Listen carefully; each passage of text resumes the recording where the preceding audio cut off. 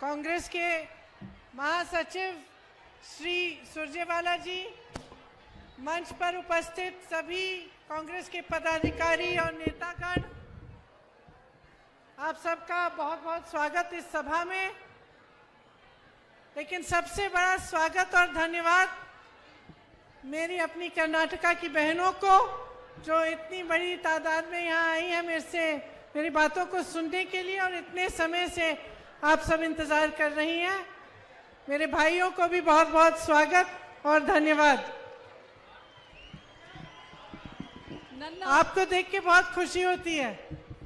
ನಿಮ್ಮನ್ನೆಲ್ಲ ನೋಡಿ ನನಗೆ ತುಂಬಾ ಖುಷಿ ಆಗ್ತಾ ಇದೆ। खास तौर से मेरी बहनें, ನಿಮ್ಗೆಲ್ರಿಗೂ ಮೇಡಮ್ ನ ನೋಡಿ ಖುಷಿ ಆಗ್ತಾ ಇದೆಯಾ ಇಲ್ವಾ? मैं जानती हूँ कि आप कितनी मेहनत करते हो। ನನಗೆ ಗೊತ್ತಿದೆ ನೀವೆಲ್ಲ ಎಷ್ಟು ಕಷ್ಟ ಪಡ್ತೀರಾ ಅಂತ। मैं जानती हूँ कि घर का बोझ किस तरह से संभालती हो, घर में काम करती हो, सब परिवार वालों की देखभाल करती हो, खेती में भी काम करती हो, जहाँ हाथ पटाना हो वो भी करते हो, और बाहर जिसकी नौकरी है वो जाके नौकरी भी करती है, तो घर आकर घर को संभालती है और घर को देखती है। ನನಗೆ ಗೊತ್ತಿದೆ ಒಂದು ಹೆಣ್ಣು ಮಗಳು ಮನೆಯಲ್ಲಿ ಎಷ್ಟು ಕಷ್ಟ ಪಡ್ತಾಳೆ, ಮನೆಯಲ್ಲಿ ಅಡಿಗೆ ಮಾಡ್ತಾಳೆ, ಮಕ್ಕಳನ್ನ ನೋಡ್ಕೊಳ್ತಾಳೆ, ಹೊರಗಡೆ ಹೋಗಿ ಕೂಲಿ ಮಾಡ್ತಾಳೆ, ಕೆಲಸ ಮಾಡ್ತಾಳೆ, ಮನೆಗೆ ಬಂದು ಮತ್ತೆ ಮನೆಯನ್ನೆಲ್ಲರನ್ನು ಸಂಭಾಳಿಸ್ತಾಳೆ ಅಂತ ನನಗೆ ಗೊತ್ತಿದೆ। अगर किसी का जीवन संघर्ष का जीवन है तो वो आपका है मेरी बहनों। ಯಾವುದಾದ್ರೂ ಒಂದು ಬದುಕು ಸಂಘರ್ಷದ ಬದುಕಿದ್ರೆ ಅದು ಹೆಣ್ಣು ಮಗಳ ಸಂಘರ್ಷ, ಅದು ಹೆಣ್ಣು ಮಗಳ ಬದುಕು। और मैं ये भी जानती हूँ कि इस संघर्ष के लिए आपको कम पहचाना जाता है। ನನಗೆ ಗೊತ್ತಿದೆ ಈ ಸಂಘರ್ಷ ಮಾಡಕ್ಕೆ ಈ ಹೆಣ್ಣಿನ ಕಷ್ಟಗಳಿಗೆ ಎಷ್ಟು ಕಷ್ಟ ಇದೆ ಅವಳಿಗೆ ಅಂತ ನನಗೆ ಗೊತ್ತಿದೆ। कि जितना आप काम करती हो, जितना आप मेहनत करती हो, शायद कई पुरुषों से ज्यादा, लेकिन उनको ज्यादा पहचाना जाता है। ನನಗೆ ಗೊತ್ತಿದೆ ಹೆಣ್ಣು ಮಗಳು ಎಷ್ಟು ಕಷ್ಟ ಪಡ್ತಾಳೆ ಅಂದ್ರೆ ಎಷ್ಟೋ ಗಂಡಸರಿಗಿಂತ ಜಾಸ್ತಿ 365 ದಿನ ಕಷ್ಟ ಪಡ್ತಾಳೆ, ಆದ್ರೆ ಅದಕ್ಕೆ ನಮಗೆ ವ್ಯಾಲ್ಯೂವೇ ಸಿಗಲ್ಲ।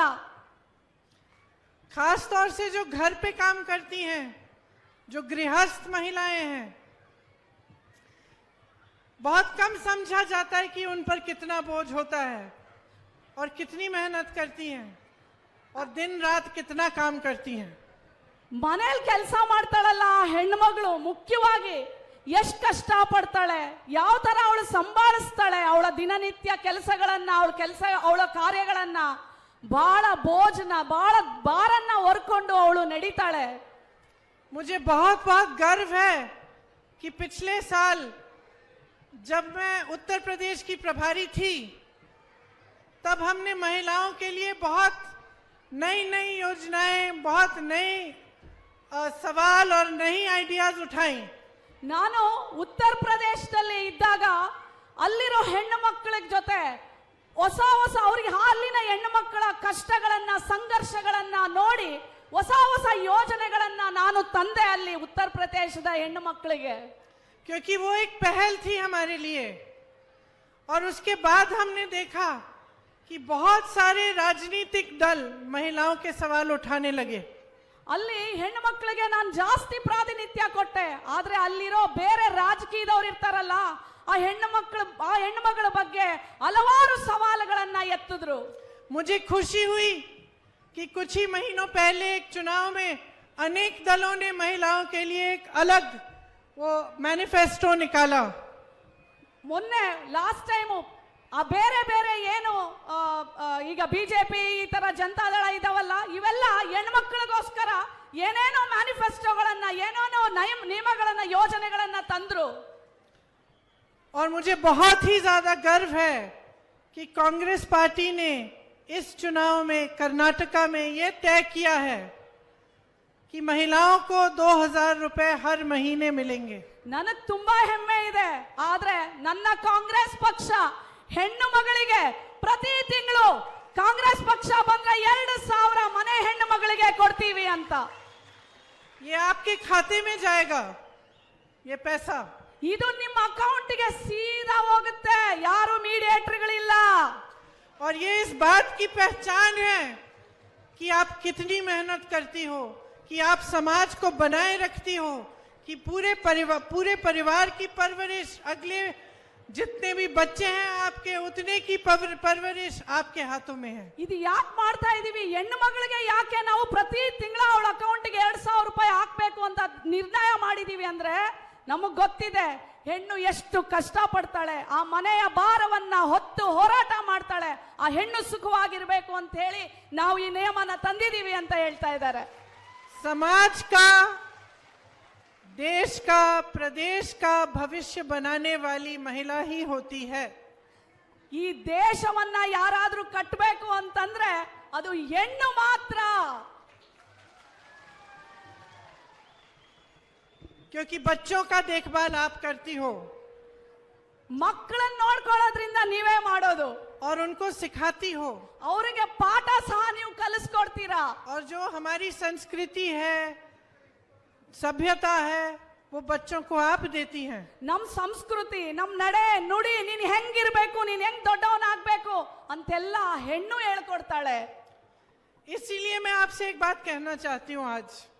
आज मैं यहाँ पर चुनाव के लिए खड़ी हूँ, इस मंच पे चुनाव के प्रचार के लिए आई हूँ. ನಾನು ಅದಕ್ಕೆ ಇವತ್ತು ನಾನಿಲ್ಲಿ ನಿಂತಿದ್ದೀನಿ, ಚುನಾವಣೆಗೆ ಬಂದಿದೆ, ಚುನಾವಣೆ ಪ್ರಚಾರಕ್ಕೆ ನಾನು ಬಂದಿದ್ದೀನಿ. ನಿಮ್ಗೆಲ್ಲರಿಗೂ ಒಂದು ವಿಷಯ ಹೇಳಕ್ಕೆ ನಿರ್ಣಯ ಮಾಡಿದ್ದೀನಿ. लेकिन इससे पहले कि मैं आपको बताऊं कि इस भाजपा की सरकार ने कर्नाटका को किस तरह से तबाह किया है इन 3 सालों में, और इससे पहले कि मैं आपको बताऊं कि कांग्रेस पार्टी क्या करना चाहती है आपके लिए और क्या किया है अतीत में कांग्रेस पार्टी ने कर्नाटका के लिए, मैं आपसे कुछ अलग सी बातें करना चाहती हूँ. ಈ ಬಿಜೆಪಿ ಪಕ್ಷ ಕಡೆಯ 4 ವರ್ಷಗಳಲ್ಲಿ ನಮ್ಮನ್ನ ಹೆಂಗೆ ತುಳಿದಿಟ್ಟಿದೆ ಅಂತ ನಾನು ನಿಮಗೆ ಹೇಳಕ್ ಇಷ್ಟಪಡ್ತೀನಿ. ನಾವು ಕಾಂಗ್ರೆಸ್ ಪಕ್ಷ ಏನ್ ಮಾಡ್ತೀವಿ ಅಂತ ನಾನು ನಿಮಗೆ ಹೇಳ್ತೀನಿ. क्योंकि मैं भी एक महिला हूं, मेरे भी बच्चे हैं, मैं भी उनका भविष्य बनाना चाहती हूं. मैं भी समझती हूं कि एक परिवार के लिए क्या जरूरी है, कौन सी चीजें उस परिवार को बनाती हैं, मजबूत करती हैं. ನಾನು ಒಬ್ಳು ಹೆಣ್ಣು, ನನಗೂ 2 ಮಕ್ಕಳಿದ್ದಾರೆ. ನನಗ್ ಗೊತ್ತು ಆ ಹೆಣ್ಣಿನ ಕಷ್ಟ ಏನು, ಆ ಹೆಣ್ಣು ಹೇಗೆ ಮನೆಯನ್ನ ಕಟ್ತಾಳೆ, ಆ ಹೆಣ್ಣಿಗೆ ಯಾವ್ಯಾವ್ದು ಕಷ್ಟಗಳಿದೆ, ಆ ಹೆಣ್ಣಿಗೆ ಎಷ್ಟು ಸವಾಲುಗಳಿದೆ, ಅದೆಲ್ಲ ನನಗ್ ಗೊತ್ತಿದೆ. तो देखो अपने बच्चों के लिए हम क्या चाहते हैं. ನಾವು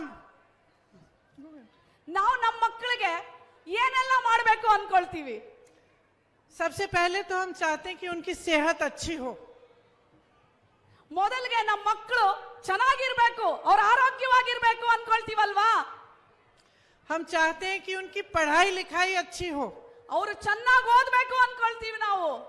मैंने गरीब से गरीब परिवार देखे हैं, गरीब से गरीब गांव में, और जब मैं पूछती हूँ कि आप क्या चाहते हैं, किसी न किसी तरह जुगाड़ करके, पैसे इकट्ठे करके वो अपने बच्चों को अच्छे इस पाठशाला में भेजना चाहते हैं. ನಾನು ಎಷ್ಟೋ ಬಡವರ ಹೆಣ್ಣು ಮಕ್ಕಳನ್ನ ನೋಡಿದ್ದೀನಿ.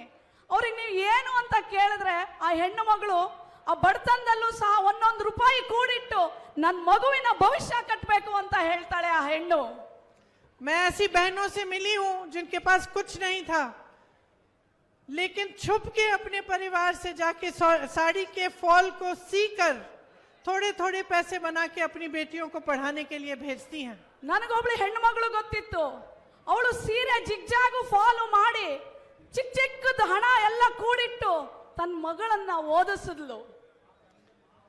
तो सबसे पहले हम बच्चों की अच्छी सेहत चाहते हैं.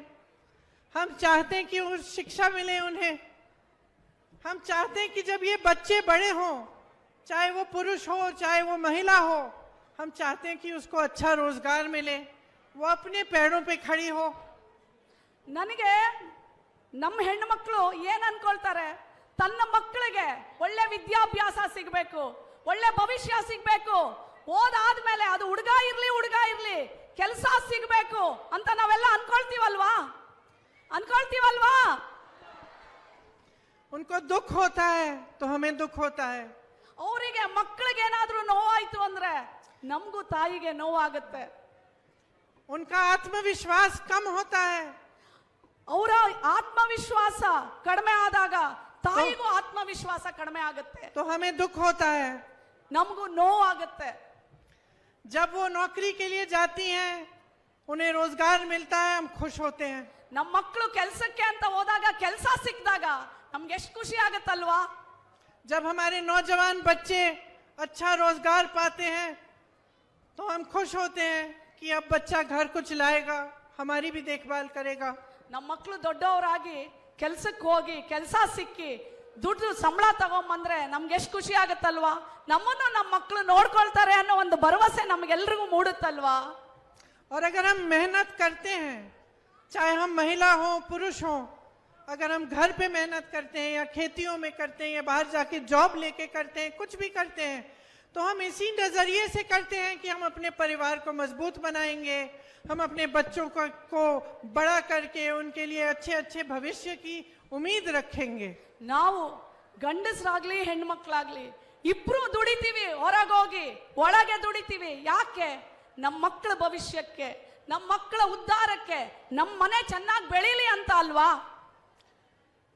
तो इस पूरी जो ये सारी जो मेहनत हम करते हैं, ये सारी जो जिंदगी हम जी रहे हैं, इसमें नेताओं की, राजनीति की, सरकारों की क्या भूमिका है? ನಾವಿಷ್ಟೆಲ್ಲ ಕಷ್ಟ ಪಡ್ತೀವಲ್ಲ, ಈ ಗೆದ್ದು ಬರ್ತಾರಲ್ಲ ರಾಜಕಾರಣಿಗಳು, ಈ ನೇತಾರು, ಅವ್ರದ್ದು ಏನು ಜವಾಬ್ದಾರಿ? ಅವ್ರು ನಮಗೋಸ್ಕರ ಏನ್ ಮಾಡ್ಬೇಕು? हम नेताओं में क्यों विश्वास करते हैं? ನಾವು ಈ ರಾಜಕಾರಣ ಗೆದ್ದು ಬರ್ತಾರಲ್ಲ ಅವ್ರ ರಾಜಕಾರಣಿಗಳಲ್ಲಿ ನಾವು ಯಾಕೆ ವಿಶ್ವಾಸ ಇಡಬೇಕು? मैं यहाँ खड़ी हूँ, पहली बार आप मुझे मिल रहे हैं, मेरी बातें सुन रहे हैं, मुझ में विश्वास क्यों है? ಈಗ ನಾನು ಫಸ್ಟ್ ಟೈಮ್ ಪ್ರಿಯಾಂಕಾ ಗಾಂಧಿ ನಾನು ಇಲ್ಲಿ ಬಂದು ನಿಂತ್ಕೊಂಡಿದ್ದೀನಿ, ನನ್ನ ಮೇಲೆ ನೀವೆಲ್ಲರಿಗೂ ವಿಶ್ವಾಸ ಇದೆಯಲ್ಲ, ಯಾಕಿದೆ? किस लिए? ಯಾಕಿದೆ ನಿಮ್ಗೆ? ಪ್ರಿಯಾಂಕಾ ಗಾಂಧಿ ಮೇಲೆ ನಿಮಗೆ ವಿಶ್ವಾಸ ಇದೆ, ಯಾಕಿದೆ?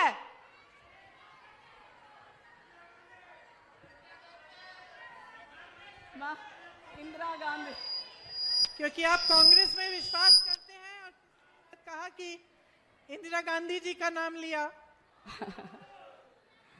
क्योंकि आपने नेताओं में पहले विश्वास किया और कुछ ऐसे नेता थे जिन्होंने आपका विश्वास नहीं तोड़ा.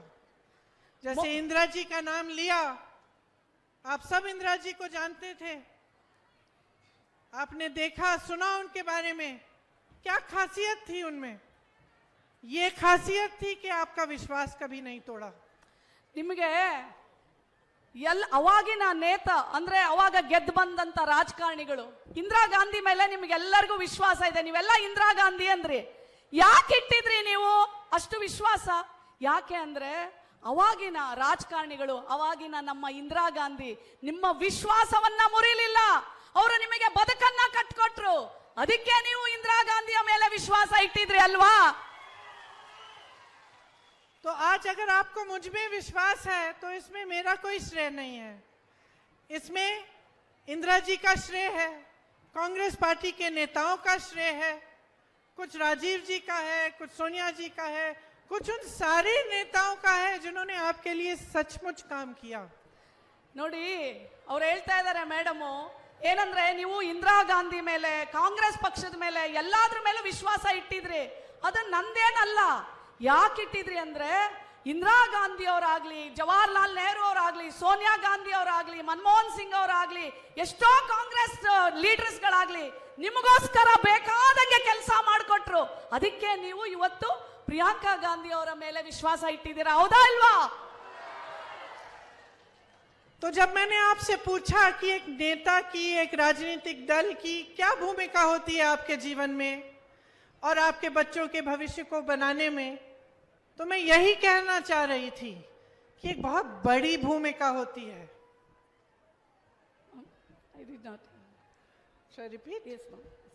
तो जब मैंने आप सबसे पूछा कि नेता की, राजनीतिक दल की, सरकार की क्या भूमिका होती है आपके जीवन में, आपके बच्चों के भविष्य को बनाने में, तो तो मैंने इसीलिए पूछा। ನಾನು ನಿಮ್ಗೆಲ್ಲ ಯಾಕೆ ಕೇಳ್ದೆ ಹೇಳ್ರಿ? ನೀವು ಯಾಕೆ ಯಾವ ಪಕ್ಷದ ಮೇಲೆ ನಂಬಿಕೆ ಇಡಬೇಕು, ಯಾವ ರಾಜಕಾರಣಿ ಮೇಲೆ ನಂಬಿಕೆ ಇಡಬೇಕು ಅಂತ ನಾನು ನಿಮ್ಗೆ ಯಾಕೆ ಕೇಳ್ದೆ ಗೊತ್ತಾ? क्योंकि बहुत बड़ी भूमिका होती है। ಯಾಕೆ ಅಂದ್ರೆ ಒಬ್ರು ರಾಜಕಾರಣಿ ಅಂದ್ರೆ ಬಹಳ ದೊಡ್ಡ ಜವಾಬ್ದಾರಿ ಅದು। अब इस सड़क को देखिए, अगर कोई किसी गांव में बीमार है और आपको अस्पताल ले जाना है, आप कोई अस्पताल नहीं है, कोई अच्छी सड़क नहीं है, अगर अस्पताल है तो अच्छा डॉक्टर नहीं है, तो आप क्या करेंगे?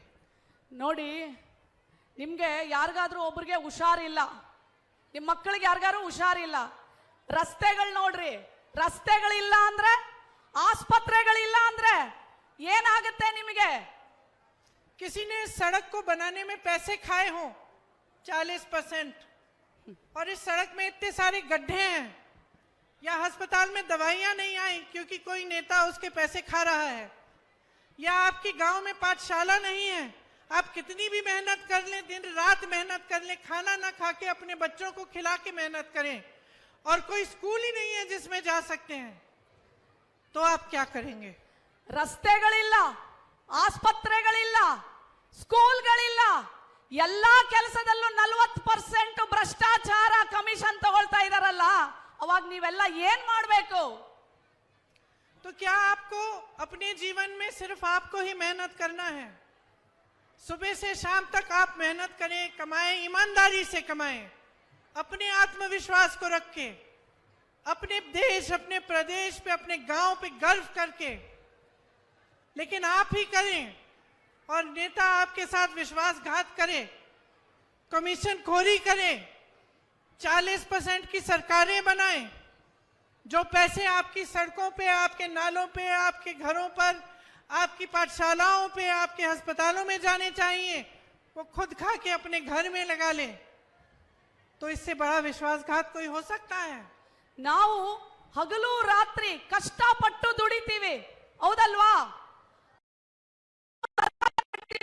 ಆದ್ರೆ ಈ ರಾಜಕಾರಣಿಗಳು ಏನ್ ಮಾಡ್ತಾ ಇದ್ದಾರೆ?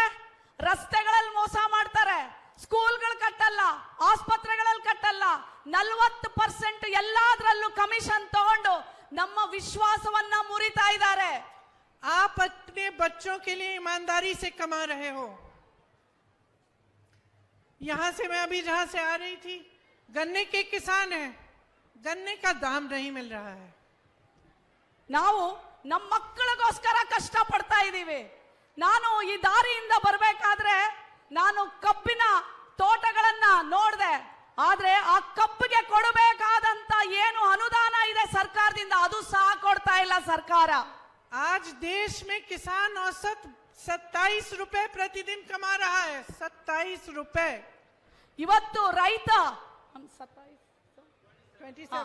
ರೈತ ಪ್ರತಿದಿನ 27 ರೂಪಾಯಿ ಮಾತ್ರ ಅವನು ಗಳಿಸ್ತಾ ಇದ್ದಾನೆ।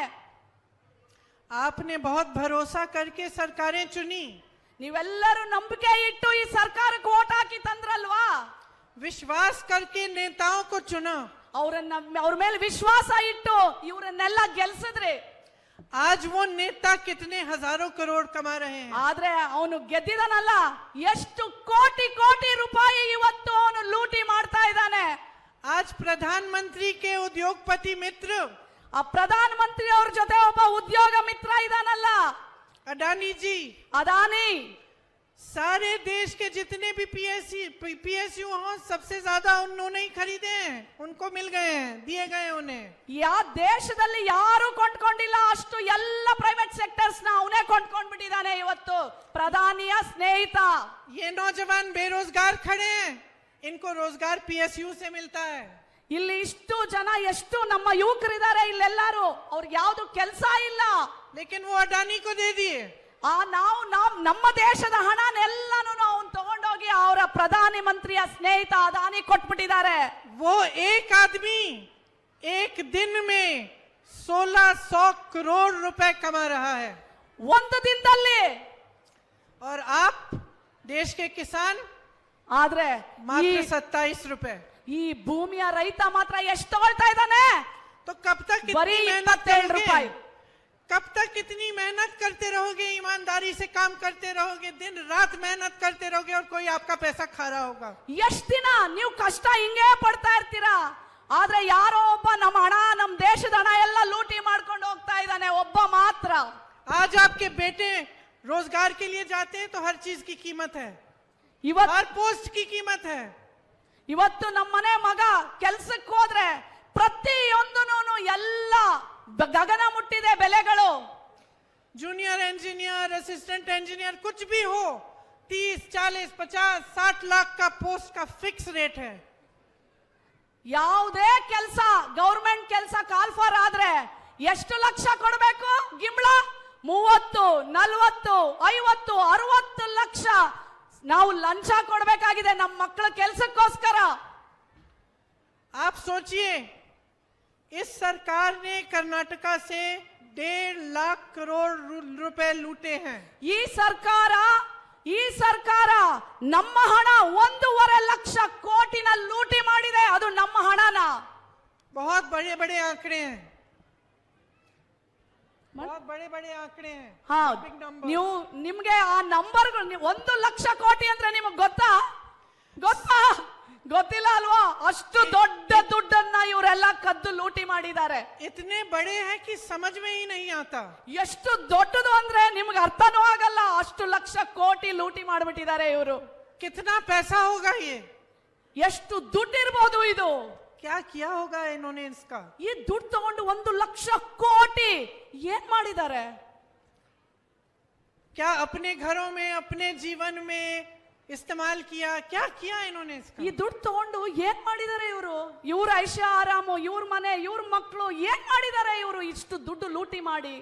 और इस मंच पर खड़े हुए अपनी बहनों के चेहरे देख के मन में ये बात आती है कि क्या कर सकते थे ये लोग इतने पैसों का. ನಾನಿಲ್ಲಿ ನಿಂತ್ಕೊಂಡು ನನ್ನ ಈ ಹೆಣ್ಮಕ್ಳ ಮುಖ ನೋಡ್ತಾ ಇದ್ರೆ ನನ್ಗನ್ಸುತ್ತೆ, ಇಷ್ಟು ಹಣ ನನ್ನ ಹತ್ರ ಇದ್ದಿದ್ರೆ ನಾನು ಈ ಹೆಣ್ಮಕ್ಳಿಗೆಲ್ಲ ಏನೆಲ್ಲ ಮಾಡ್ಬೋದಾಗಿತ್ತು ನಾನು. अगर इनकी नियत सही होती, ಅವ್ರ ನಿಯತ್ತು ಸರಿಯಾಗಿದ್ರೆ ಮಾತ್ರ. तो मैं बताऊं आपको, 1.5 लाख करोड़ रुपए की कर्नाटका में 100 एम्स के अस्पताल बन सकते थे. ನಿಮಗ್ ಗೊತ್ತಾ, ಇಷ್ಟು ದುಡ್ಡು ನನ್ನ ಹತ್ರ ಏನಾದ್ರೂ ಇದ್ದಿದ್ರೆ 100 ಏಮ್ಸ್ ಅಂದ್ರೆ ದೊಡ್ಡ ಆಸ್ಪತ್ರೆ, 100 ದೊಡ್ಡ ಆಸ್ಪತ್ರೆಗಳನ್ನ ನಿಮಗೋಸ್ಕರ ಕಟ್ಟಿಸಬಹುದಾಗಿತ್ತು. 187 ESI हॉस्पिटल बन सकते थे. 177 ESI ಹಾಸ್ಪಿಟಲ್ಗಳನ್ನ ನಿಮಗೋಸ್ಕರ ಕಟ್ಟಿಸಬಹುದಾಗಿತ್ತು. आपके बच्चों की पढ़ाई के लिए 30,000 स्मार्ट क्लासरूम बन सकते थे. 30,000. 30,000 ಸ್ಮಾರ್ಟ್ ಕ್ಲಾಸ್ಗಳು ನಿಮ್ಮ ಮಕ್ಕಳಿಗೆ, ಗೌರ್ಮೆಂಟ್ ಶಾಲೆ ತರ ಅಲ್ಲ, 30,000 ಸ್ಮಾರ್ಟ್ ಕ್ಲಾಸ್ಗಳನ್ನ ನಿಮಗೋಸ್ಕರ ನಾವು ಕಟ್ಟಿಸಬಹುದಾಗಿತ್ತು. 750 किलोमीटर लंबी मेट्रो बन सकती थी जैसे बेंगलुरु में है. 750 ಕಿಲೋಮೀಟರ್ ಮೆಟ್ರೋ ಟ್ರೈನ್ ಮಾಡಿಸಬಹುದಾಗಿತ್ತು ನಾವು. 2,250 किलोमीटर की 6 लेन की एक्सप्रेसवेज बन सकती थी. 2,250 ಕಿಲೋಮೀಟರ್ಗಳ ಹೆದ್ದಾರಿಯನ್ನ ನಾವು ನಿರ್ಮಾಣ ಮಾಡಬಹುದಾಗಿತ್ತು. गरीबों के लिए 30 लाख अफोर्डेबल घर बन सकते थे. ಬಡವರಿಗೆ, अफोर्डेबल हाउसिंग जिसको बोलते हैं. ಬಡವರಿಗೆ 30 ಲಕ್ಷ ಮನೆಗಳನ್ನ ಕಟ್ಟಿಸ್ಕೊಡ್ಬಹುದಾಗಿತ್ತು. लेकिन लूटे गए ये पैसे. ಆದ್ರೆ ಆ 1.5 ಲಕ್ಷ ಕೋಟಿ ದುಡ್ಡನ್ನ ಇವರಷ್ಟೇ ಜನ ಲೂಟಿ ಮಾಡಿ ತಿಂದಾಕ್ಬಿಟ್ರು. आपका भरोसा, आपका विश्वास लूटा गया. ನಿಮ್ಮ ಭರವಸೆ, ನಿಮ್ಮ ವಿಶ್ವಾಸವನ್ನ ಮುರಿದಿದ್ದಾರೆ ಅವರೆಲ್ಲರೂ. कर्नाटका की अपनी नंदिनी है. ಕರ್ನಾಟಕದ ನಮ್ದು ನಂದಿನಿ ಹಾಲು, ನಂದಿನಿ ನಮ್ದು. आप सब तो जानते होंगे उसके बारे में. ನಿಮ್ಗೆಲ್ರಿಗೂ ಗೊತ್ತಲ್ಲ ಅದ್ರ ಬಗ್ಗೆ. उसको भी छीनने की कोशिश हो रही है. ಅದನ್ನು ಮುಗಿಸ್ಬೇಕು ಅಂತ ಹೊರಟಿದ್ದಾರೆ. गुजरात से अमूल लाया जा रहा है चुपचाप से. ಗುಜರಾತ್ ಇಂದ ಅಮೂಲ್ ಅಂತ ಒಂದು ಕಂಪನಿನ ತಗೊಂಬರಕ್ ಹೋಗಿದ್ದಾರೆ, ಅದು ಯಾರಿಗೂ ಗೊತ್ತಾಗದೆ ಇರೋ ಹಂಗೆ. कहते हैं कि कर्नाटका में दूध का कलेक्शन कम हो गया है. ಅವ್ರು ಏನ್ ಹೇಳ್ತಾವ್ರೆ, ಯಾಕೆ ಅಮೂಲ್ ತರ್ತಾ ಇದ್ದೀರಾ ಅಂದ್ರೆ ಕರ್ನಾಟಕದಲ್ಲಿ ಹಾಲು ಕಡಿಮೆ ಆಗ್ಬಿಟ್ಟಿದೆ ಅಂತ ಹೇಳ್ತಾ ಇದ್ದಾರೆ. लेकिन उसी कर्नाटका में जब कांग्रेस की सरकार थी तो दूध इतना था कि हम क्षीरधारे और क्षीर भाग्यावस जैसी योजना बना सकते थे. ಕಾಂಗ್ರೆಸ್ ಸರ್ಕಾರ ಇದ್ದಾಗ ಹಾಲು ಹೆಚ್ಚಿಗೆ ಜಾಸ್ತಿ ಆಗ್ತಾ ಇದೆ ಅಂತ ಹೇಳುವ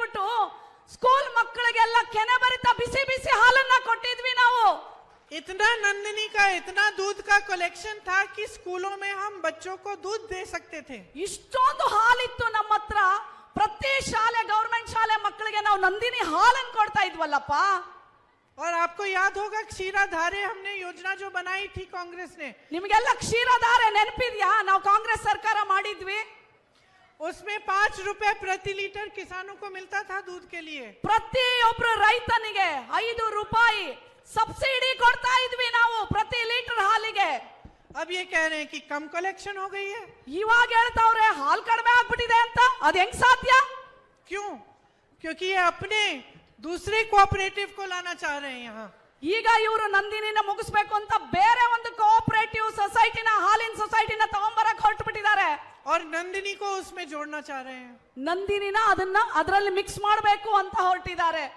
हर स्तर पर कर्नाटका प्रदेश का, कर्नाटका की जनता का पूरी तरह से अपमान हो रहा है। हर स्तर पर, ಪ್ರತಿ ಜಾಗದಲ್ಲಿ ಪ್ರತಿಯೊಂದರಲ್ಲೂ ಕರ್ನಾಟಕಕ್ಕೆ ತುಂಬಾ ಅಪಮಾನ ಮಾಡ್ತಾ ಇದ್ದಾರೆ ಇವರು। आरएसएस जैसी संस्थाएं आपके महात्मा बसवन्ना जी, नारायण गुरु जी के बारे में भी झूठ फैलाते हैं। ಆರ್ಎಸ್ಎಸ್ ಅಂತ ಒಂದು ಸಂಘ ಸಂಸ್ಥೆ ಇದೆಯಲ್ಲ, ಅವರು ನಮ್ಮ ಬಸವಣ್ಣ ಮತ್ತೆ ನಮ್ಮ ನಾರಾಯಣ್ ಗುರುಗಳ ಮೇಲೆ ತಪ್ಪು ವದಂತಿಗಳನ್ನ ಹರಡಿಸ್ತಾ ಇದ್ದಾರೆ। तो आप सोच सकते हैं आपकी संस्कृति का अपमान, जो कोऑपरेटिव्स आपने अपनी मेहनत से बनाए उनका अपमान, भ्रष्टाचार करके आपकी मेहनत का अपमान, तो ऐसी सरकार आपके जीवन को सुधार कैसे सकती है? ನೋಡಿ ಹೆಂಗೆ ಈ ಸರ್ಕಾರ ನಮ್ಮ ಮಠ ಮಾನ್ಯ ಧರ್ಮ, ನಮ್ಮ ಗುರುಗಳನ್ನ, ನಮ್ಮ ಬಸವಣ್ಣ, ನಮ್ಮ ಕರ್ನಾಟಕದ ಸಂಸ್ಕೃತಿಯನ್ನ ಪ್ರತಿ ಹಂತದಲ್ಲಿ ನಮಗೆ ಅವಮಾನ ಮಾಡ್ತಾ ಇದ್ದಾರೆ ಈ ಪಕ್ಷದವರು। इन नेताओं से आपको मिलेगा क्या? ಈ ಒಂದು ರಾಜಕಾರಣಿಗಳಿಂದ ನಿಮಗೆ ಏನ್ ಸಿಗುತ್ತೆ? ये तो आपसे ले रहे हैं, ಎಲ್ಲ ನಮ್ಮಿಂದ ಕಸ್ಕೊಳ್ತಾ ಇದ್ದಾರೆ। सत्ता भी आपसे लेते हैं जब आप वोट देते हो, ನಮ್ಮಿಂದ ನಾವು ಹಾಕೋ ಒಂದು ಮತನೂ ಸಹ ಕಸ್ಕೊಳ್ತಾ ಇದ್ದಾರೆ। लूट के आपसे लेते हैं, ಆ ಅಧಿಕಾರನ ಲೂಟಿ ಮಾಡಿ ತಗೊಳ್ತಾ ಇದ್ದಾರೆ। और आप मेहनत से अपने बच्चों की परवरिश करना चाहते हैं। ನೀವು ನಮ್ಮ ಮಕ್ಕಳನ್ನ ಆ ಒಳ್ಳೆಯವರಾಗಿ ಬೆಳಿಬೇಕು ಅಂತ ಇದ್ರೆ तो मेरी बहनों जाग जाओ। ನೀವೆಲ್ಲರೂ ಹುಷಾರಾಗ್ಬೇಕು। ನೋಡಿ ಈ ಸಲ ನಿಮ್ಮ ಮಕ್ಕಳ ಭವಿಷ್ಯವನ್ನ ಕಟ್ಟಬೇಕು ಅಂತಂದ್ರೆ ನೀವೆಲ್ಲ ಹುಷಾರಾಗ್ಬೇಕು। सबसे पहले तो इस बात पर जागरूक बन जाओ कि चुनाव के जो मुद्दे हैं वो आपके मुद्दे होने चाहिए। ನೋಡಿ ನೀವೆಲ್ಲರೂ ಹುಷಾರಾಗಿ, ಇವತ್ತು ಚುನಾವಣೆ ಏನ್ ನಡೀತಾ ಇದೆ, ಯಾವುದ್ರ ಮೇಲೆ ಚುನಾವಣೆ ನಡೀಬೇಕು, ನೀವೆಲ್ಲರೂ ಯಾಕೆ ಮತ ಹಾಕ್ಬೇಕು ಅಂತ ನೀವೆಲ್ಲರೂ ಹುಷಾರಾಗ್ಬೇಕು। आपकी सड़कें कैसी हैं, आपके स्वास्थ्य के लिए क्या सुविधाएं हैं, बच्चों के स्वास्थ्य के लिए क्या सुविधाएं हैं, पाठशालाएं कैसी हैं, सड़कें कैसी हैं, रोजगार मिल रहा है कि नहीं, महंगाई पर रोक लग रही है कि नहीं, ये मुद्दे हैं। ನೀವು ಯಾವುದ್ರ ಮೇಲೆ ಗಮನ ಇಡಬೇಕು ಈ ಸಲ ಚುನಾವಣೆಯಲ್ಲಿ ಅಂದ್ರೆ ನಿಮ್ಮ ಮಕ್ಕಳ ಬದುಕು, ನಿಮ್ಮ ಮಕ್ಕಳ ಭವಿಷ್ಯ, ನಿಮ್ಮ ಮಕ್ಕಳ ಆರೋಗ್ಯ, ನಿಮ್ಮ ಮನೆ ಮುಂದೆ ಇರೋ ಬೀದಿಗಳು, ಪ್ರತಿಯೊಂದ್ರ ಮೇಲೂ ನೀವು ಈ ಸಲ ಚುನಾವಣೆಯಲ್ಲಿ ನೋಡಿ ವಿಶ್ವಾಸ ಇಟ್ಟು ತಿಳಿದು ವೋಟ್ ಹಾಕ್ಬೇಕಾಗತ್ತೆ। आपकी मेहनत का आदर हो रहा है कि नहीं, ನಿಮ್ಮ ಕಷ್ಟ ಪಡ್ತೀರಲ್ಲ ಅದಕ್ಕೆ ಗೌರವ ಸಿಗಬೇಕು। क्या ये सरकार आपके लिए दिन रात काम कर रही है कि ಈ नहीं? ಸರ್ಕಾರ ನಿಮ್ಗೆ ದಿನ ರಾತ್ರಿ ಕೆಲಸ ಮಾಡ್ತಾ ಇದೆಯಾ ಅಂತ ನೀವು ತಿಳ್ಕೋಬೇಕು। पहचानो उनको ನೀವು ಕಂಡಿಡ್ಕೊಳ್ಳಿ। जो चुनाव के समय आपके सामने आते हैं ಬರೀ ಚುನಾವಣೆ ಮುಂದೆ ಮಾತ್ರ ಬರ್ತಾರಷ್ಟೇ, और अपनी स्वार्थ साधने के लिए आपको एक दूसरे से लड़ाते हैं। ಅವರ ಸ್ವಾರ್ಥಕ್ಕೋಸ್ಕರ ನಮ್ಮಲ್ಲೇ ಜಗಳ ಹಚ್ಚಿಬಿಡ್ತಾರೆ। पहचानो उनको ಅವರನ್ನೆಲ್ಲ ನೀವು ಕಂಡಿಡಿಬೇಕು। जो झूठे वादे करते हैं, ನೀವು ಅವ್ರೇನು ಸುಳ್ಳು ಆಶ್ವಾಸನೆ ಕೊಡ್ತಾ ಇದಾರಲ್ಲ ಅದನ್ನೆಲ್ಲ ನೀವು ತಿಳ್ಕೊಳ್ಳಿ। चुनाव के समय बड़ी बड़ी बातें करते हैं ಚುನಾವಣೆ ಮುಂದೆ ಬಹಳ ದೊಡ್ಡ ಮಾತುಗಳನ್ನ ಹೇಳ್ತಾರೆ, और चुनाव के बाद उन वादों को भूल चुके होते हैं। ಚುನಾವಣೆ ಮುಗಿದ್ಮೇಲೆ ಅವ್ರು ಕೊಟ್ಟಂತ ಮಾತನ್ನ ಯಾವುದು ನೆನ್ಪಿಟ್ಕೊಳ್ಳಲ್ಲ। मेरी बहनों पूछो, ನನ್ನ ಅಕ್ಕ ತಂಗಿರೇ ನೀವು ಅದನ್ನ ಕೇಳಬೇಕು। भाजपा ने आपको 26 वादे किए थे पिछले चुनाव में। ಭಾಜಪ ಬಿಜೆಪಿ ಅವರು ನಿಮಗೆ ಎಷ್ಟೊಂದು ವಾದಗಳನ್ನ ಕೊಟ್ಟಿದ್ರು, ನಾನು ಅದು ಮಾಡ್ತೀನಿ ಇದು ಮಾಡ್ತೀನಿ ಅಂತ। 26 जिसमें से 24 आज तक पूरे नहीं हुए हैं। ಇವತ್ತು ಎಷ್ಟು ಆಶ್ವಾಸನೆಗಳನ್ನ ಕೊಟ್ಟಿದ್ರೆ ಅಷ್ಟರಲ್ಲಿ ಅಷ್ಟನ್ನು ಅವರು ಪೂರೈಸಲೇ ಇಲ್ಲ। युवाओं को बोला था रोजगार मिलेगा। ಯುವಕರಿಗೆ ಹೇಳಿದ್ರು ನಿಮ್ಮ ಪ್ರತಿಯೊಬ್ಬರಿಗೂ ನೌಕರಿ ಸಿಗುತ್ತೆ, ಕೆಲಸ ಸಿಗುತ್ತೆ ಅಂತ। आज लाखों सरकारी पद खाली हैं कर्नाटका में, खाली हैं। ಇವತ್ತು रोजगार खाली है, दे सकते हैं, नहीं दे ಇವತ್ತು रहे। ಲಕ್ಷಗಟ್ಲೆ ಕೆಲಸಗಳು ಸರ್ಕಾರದಲ್ಲಿ ಖಾಲಿ ಇದಾವೆ, ತುಂಬೇ ಇಲ್ಲ ಅವರು। दे नहीं रहे हैं बहनों, ಅವ್ರೇನ್ ನಮಗೇನ್ ಕೊಡ್ತಾ ಇಲ್ಲ। मेरे भाइयों, आप वहां खड़े हो, आप में से बहुत सारे बेरोजगार होंगे, आपकी नौकरी पड़ी है खाली, ಅಣ್ಣ ತಮ್ಮಂದಿರೇ ನೀವೆಲ್ಲ ಅಲ್ಲಿದ್ದೀರಲ್ಲ, लेकिन ಯುವಕರೇ आपको नहीं दी जा रही। ನಿಮ್ಗೆಲ್ಲ ಗೊತ್ತಿರ್ಲಿ, ಲಕ್ಷಾಂತರ ನೌಕರಿಗಳು ಕೆಲಸಗಳು ಸರ್ಕಾರದಲ್ಲಿ ಖಾಲಿ ಇದಾವೆ, ಆದ್ರೆ ನಿಮ್ಗೆ ಕೊಡಕ್ ಮಾತ್ರ ಅವರು ರೆಡಿ ಇಲ್ಲ। वादा किया था कि डबल इंजन की सरकार है, किसान की कमाई भी डबल होगी। ವಾದ ಮಾಡಿದ್ರು, ಪ್ರಾಮಿಸ್ ಮಾಡಿದ್ರು, ನಮ್ಗೆ ವಚನ ಕೊಟ್ಟಿದ್ರು, ಇಲ್ಲೂ ಬಿಜೆಪಿ ಸರ್ಕಾರ ಅಲ್ಲೂ ಬಿಜೆಪಿ ಸರ್ಕಾರ, ಡಬಲ್ ಇಂಜಿನ್ ನಿಮ್ಗೆಲ್ಲ ನಾವು ಮಾಡ್ಕೊಡ್ತೀವಿ ಅಂತ ಮಾತು ಕೊಟ್ಟಿದ್ರು ನಮಗೆ। देश के अनेक प्रदेशों में गन्ने के, चावल के दाम ज्यादा मिल रहे हैं, यहाँ कम मिल रहे हैं। ಎಲ್ಲಾನು ಜಾಸ್ತಿ ಆಗ್ಬಿಟ್ಟಿದೆ ಇವತ್ತು ರೇಟ್ಗಳು। देखो, कांग्रेस की जो सरकारें हैं उन्होंने वादे किए और उन वादों को निभाने का पूरा प्रयास किया। ಕಾಂಗ್ರೆಸ್ ಸರ್ಕಾರ ಮಾತ್ರ ಕೊಟ್ಟ ಮಾತಿಗೆ ತಪ್ಪಲ್ಲ, ಹೇಳಿದಂತೆ ನುಡಿದಂತೆ ನಡೆಯುತ್ತೆ ನಮ್ಮ ಕಾಂಗ್ರೆಸ್ ಸರ್ಕಾರ। राजस्थान में सरकार बनी, किसानों का कर्जा माफ हुआ। ರಾಜಸ್ಥಾನದಲ್ಲಿ ಕಾಂಗ್ರೆಸ್ ಸರ್ಕಾರ ಬಂತು, ಪ್ರತಿಯೊಬ್ಬ ರೈತನ ಸಾಲ ಮನ್ನಾ ಮಾಡಿದ್ವಿ। छत्तीसगढ़ में सरकार बनी, कर्जा माफ हुआ। ಛತ್ತೀಸ್ಗಢಲ್ಲೂ ಕಾಂಗ್ರೆಸ್ ಸರ್ಕಾರ ಗೆದ್ದು ಬಂತು, ಅಲ್ಲೂ ರೈತರ ಸಾಲ ಮನ್ನಾ ಮಾಡಿದ್ವಿ। एमएसपी बढ़ाई गई, ಮಿನಿಮಮ್ ಸಪೋರ್ಟಿಂಗ್ ಪ್ರೈಸ್ ಹೆಚ್ಚಿಗೆ ಮಾಡಿದ್ರು, ರೈತನಿಗೆ ಕೊಡುವಂತ ನಿಧಿ ಜಾಸ್ತಿ ಮಾಡಿದ್ವಿ। कई योजनाएं बनी इन प्रदेशों में। ಆ ಪ್ರದೇಶಗಳಲ್ಲಿ ಕಾಂಗ್ರೆಸ್ ಇರುವಂತ ಪ್ರದೇಶಗಳಲ್ಲಿ ಎಷ್ಟೊಂದು ಯೋಜನೆಗಳನ್ನ ನಾವು ತಂದಿದ್ದೀವಿ। अभी हिमाचल प्रदेश में चुनाव हुआ, वादा किया कि पुरानी पेंशन स्कीम लागू करेंगे, लागू करनी शुरू हो गई है। ಆಲ್ರೆಡಿ ನಾವು ಏನೇನ್ ವಾದ ಮಾಡಿದ್ವಿ ಅದನ್ನೆಲ್ಲ ನಾವು ಇವತ್ತು ತಂದಿದ್ದೀವಿ। आपको याद है कि जब कर्नाटका में कांग्रेस की सरकार थी तो अन्ना भाग्य आपको मिला। ನಿಮಗ್ ನೆನಪಿದ್ಯಾ? ಕರ್ನಾಟಕ ಸರ್ಕಾರ ಇದ್ದಾಗ ಅನ್ನಭಾಗ್ಯ ತಂದಿದ್ದು ನೆನಪಿದ್ಯಾ ನಿಮಗೆ? पशु भाग्य मिला, ಪಶು ಭಾಗ್ಯ, कृषि भाग्य, ಕೃಷಿ ಭಾಗ್ಯ, आरोग्य भाग्य, ಆರೋಗ್ಯ ಭಾಗ್ಯ, विद्याश्री, ವಿದ್ಯಾಸಿರಿ, इंदिरा कैंटीन, ಇಂದಿರಾ ಕ್ಯಾಂಟೀನ್, क्षीर भाग्य अधिकार दिया। ನಿಮ್ಮ ಅಧಿಕಾರ ಇತ್ತು, ನಿಮ್ಮ ಹಕ್ಕಿತ್ತು, ನಾವು ಪೂರ್ಣ ಮಾಡಿದ್ವಿ। आपको कोई एहसान नहीं किया, ನಿಮಗೇನು ನಾವೇನು ಎಹ್ಸಾನ್ ಮಾಡಿಲ್ಲ, ನಾವೇನು ಇದು ಮಾಡಲಿಲ್ಲ, ನಿಮ್ಮ ಋಣ ತೀರಿಸಿದೀವಿ ನಾವು। आप ही का अधिकार था, ನಿಮ್ಮ ಅಧಿಕಾರ ಇತ್ತು, ಅದು आप ही का हक था, ನಿಮ್ಮ ಹಕ್ಕಿತ್ತದು। और आज भी आपका हक है। ಇವತ್ತು ಅದು ನಿಮ್ಮ ಹಕ್ಕಿದೆ। आज भी कोई भी सरकार आए तो आपका अधिकार है कि आपके लिए दिन रात वो नेता काम। 1 ಲಕ್ಷ ಹುದ್ದೆಗಳು ಇವತ್ತು ಖಾಲಿ ಇದೆ, ಇದರಿಂದ ಅವರು ನಿಮಗೆ ತುಂಬಾ ಮೋಸ ಮಾಡಿದ್ದಾರೆ।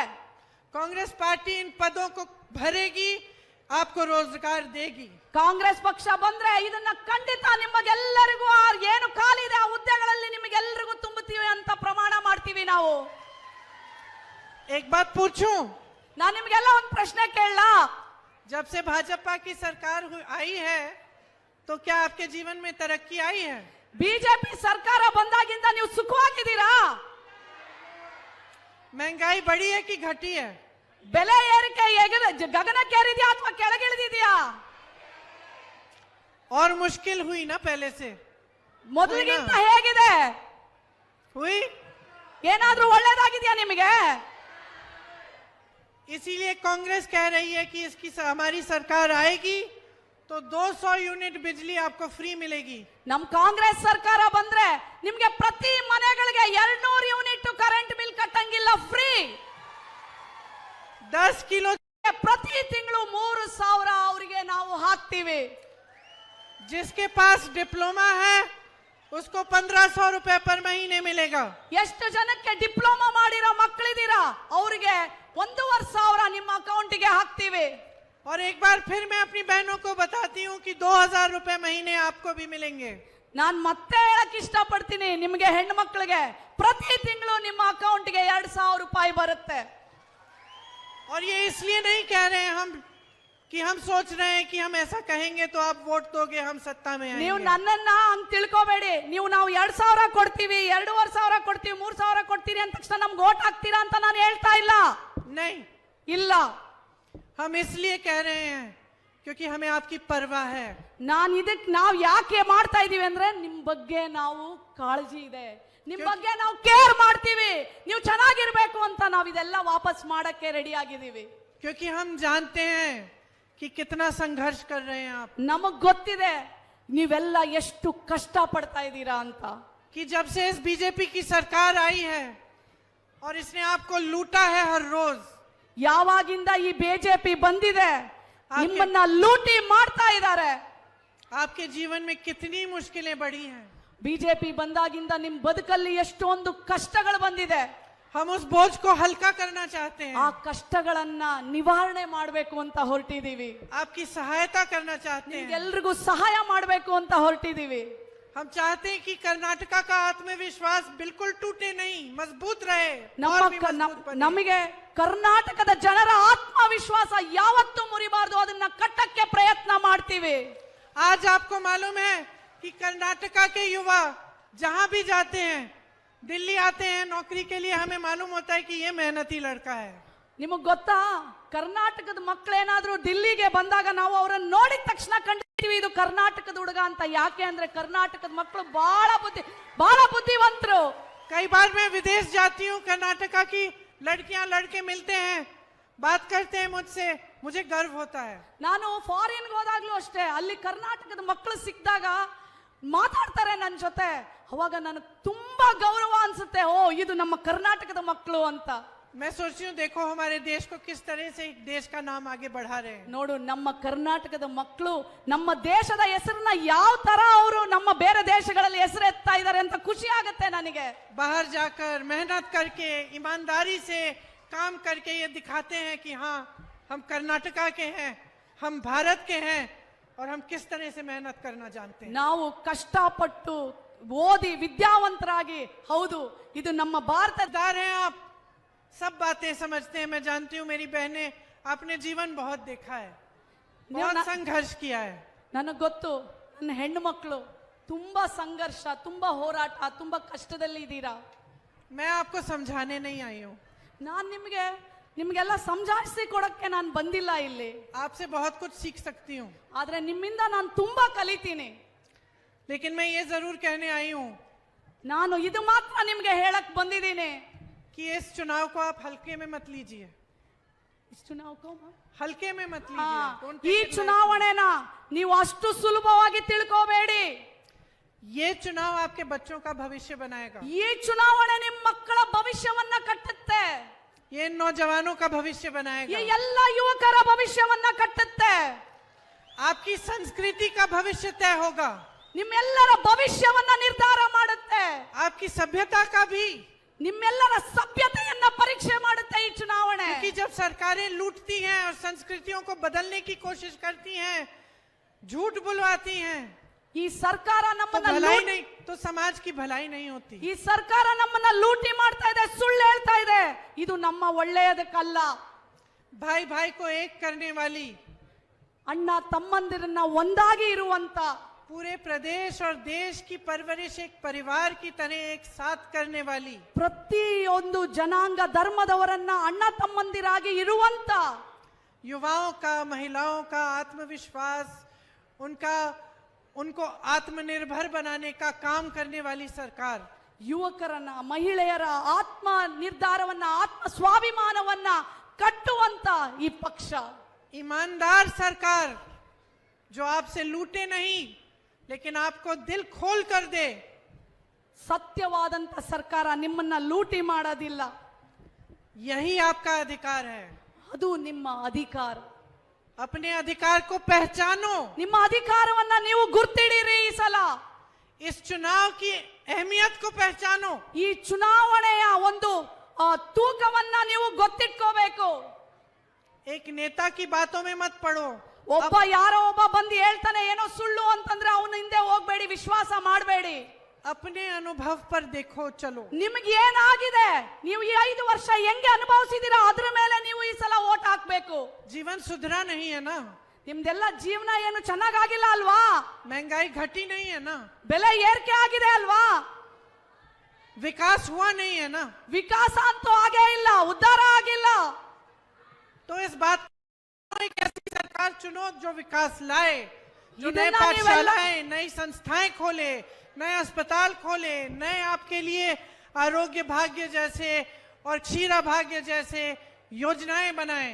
ಇದನ್ನೆಲ್ಲ ನೀವು ತಿಳ್ಕೊಂಡು ಆರೋಗ್ಯ ಭಾಗ್ಯ, ಕ್ಷೀರ ಭಾಗ್ಯ, ಕ್ಷೀರಧಾರೆ ಪ್ರತಿಯೊಂದು ಮಾಡುವಂತ ಸರ್ಕಾರವನ್ನ ನೀವು ಈ ಸಲ ಗೆಲ್ಲಿಸಬೇಕು. एक ऐसी सरकार जिसको आपके गर्व और कर्नाटका के गर्व और देश के गर्व से गर्व हो। ನೀವು ಎಂತ ಸರ್ಕಾರವನ್ನ ಗೆಲ್ಲಿಸಬೇಕು ಅಂದ್ರೆ ನಿಮ್ಮ ಆತ್ಮಾಭಿಮಾನವನ್ನ, ನಮ್ಮ ಕರ್ನಾಟಕದ ಆತ್ಮಾಭಿಮಾನವನ್ನ, ನಮ್ಮ ದೇಶದ ಗೌರವವನ್ನ ಉಳಿಸುವಂತ ಸರ್ಕಾರವನ್ನ ನೀವು ಗೆಲ್ಲಿಸಬೇಕು ಈ ಸಲ. तो इस चुनाव को अपने बारे में बनाओ, ಈ ಚುನಾವಣೆ ನಿಮ್ಮದಾಗ್ಲಿ, अपनी जरूरतों के बारे में, ನಿಮಗೆ ಏನ್ ಅವಶ್ಯಕತೆ ಇದೆ ಅದಕ್ಕೋಸ್ಕರ ಈ ಚುನಾವಣೆ ಆಗ್ಲಿ, अपने मुद्दों के बारे में, ನಿಮಗೂ ಹಕ್ಕುಗಳಿಗೋಸ್ಕರ ಈ ಚುನಾವಣೆ ಆಗ್ಲಿ. और कांग्रेस पार्टी को जिताकर एक ऐसी सरकार लाओ जो आपको पहचाने, आपको समझे और आपकी समस्याओं को सुलझाए। ಕಾಂಗ್ರೆಸ್ ಪಕ್ಷವನ್ನ ಗೆಲ್ಲಿಸಿ ಆ ಸರ್ಕಾರ, ಕಾಂಗ್ರೆಸ್ ಪಕ್ಷ ನಿಮ್ಮನ್ನ ಗುರುತಿಸುತ್ತೆ, ನಿಮ್ಮ ಕಷ್ಟಗಳನ್ನ ಗುರುತಿಸುತ್ತೆ, ನಿಮ್ಮ ಪ್ರತಿಯೊಂದು ಏನೇನು ಬೇಕು ಪ್ರತಿಯೊಂದನ್ನು ಗುರುತಿಸುವಂತ ಕಾಂಗ್ರೆಸ್ ಪಕ್ಷವನ್ನ ನೀವು ಗೆಲ್ಲಿಸಬೇಕು ಈ ಸಲ. ये आप सबकी जिम्मेदारी है, ಇದೆಲ್ಲ ನಿಮ್ಮ ಜವಾಬ್ದಾರಿ. लेकिन मेरी बहनों सबसे ज्यादा आपकी जिम्मेदारी है। ಹೆಣ್ಮಕ್ಳು, ಅಕ್ಕ ತಂಗಿದಿರಿದಿರಲ್ಲ, ಎಲ್ರಿಗಿಂತ ಜಾಸ್ತಿ ಅದು ನಿಮ್ಮ ಜವಾಬ್ದಾರಿ ಈ ಸರ್ಕಾರವನ್ನ ಗೆಲ್ಲಿಸೋದು. बच्चों का भविष्य आपके हाथों में है। ಯಾಕೆ ಅಂದ್ರೆ ನಿಮ್ಮ ಮಕ್ಕಳ ಭವಿಷ್ಯ ಇದರಲ್ಲಿದೆ.